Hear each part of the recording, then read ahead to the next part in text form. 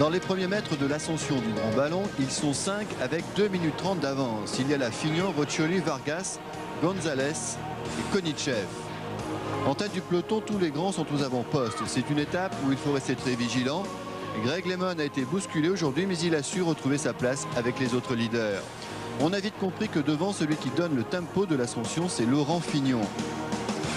Première accélération et premier dégât.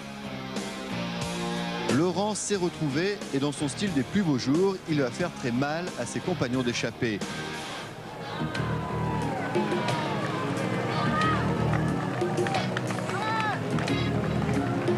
Le Français, très à l'aise, qui à chaque occasion se relance bien. Konichev et Gonzalez ne suivront pas bien longtemps la cadence.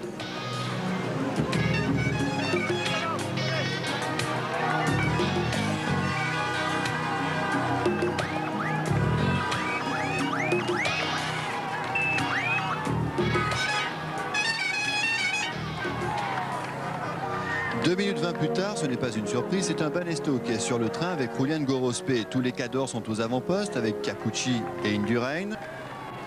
Devant, sans se retourner, deuxième accélération de Laurent Fignon. Konichev a déjà décroché, c'est au tour de Arsenio Gonzalez de subir la loi du Français. Fignon a sa main en route pour franchir le sommet du grand ballon en solitaire. Laurent Fignon acclamé par des milliers de spectateurs comme à ses plus grandes heures dans le Tour de France. Fignon passe dans la brume au sommet avec 20 secondes d'avance sur Gonzalez, 1,30 sur Zoule, 1,40 sur Teunisz et 1,55 sur le peloton emmené par Capucci, très intéressé bien sûr par le maillot à pois. Écart intéressant mais écart insuffisant pour faire exploser le classement général. Alors Laurent fait le point dans la descente. C'est décidé, Laurent Fignon vise la victoire d'étape.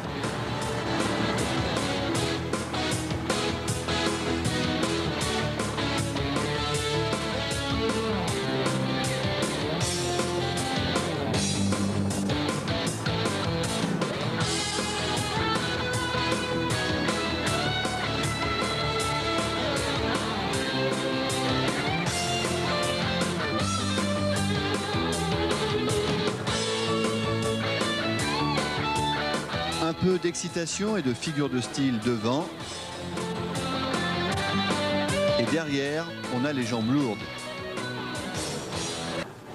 À 20 km de l'arrivée, Laurent Fignon a toujours 2 minutes d'avance. Il maintient son effort et c'est un exploit parce que derrière, le peloton s'excite. Zoule est devant pour positionner Jalabert pour les sprints car Mouzeou a craqué dans l'ascension. Le maillot vert est à prendre. Tout cela, en tout cas, ne sert pas beaucoup Laurent Fignon. Son avance dégringole à quelques kilomètres de l'arrivée. J'ai réussi à tenir. Mais Laurent Fignon veut absolument sa 9e victoire d'étape dans le Tour de France. Et à l'énergie soutenue par le public, Fignon va au bout.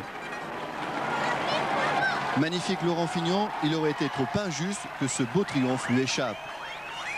Ce qui nous donne pour cette 11e étape entre Strasbourg et Mulhouse, le classement suivant, c'est la 4e victoire d'étape française.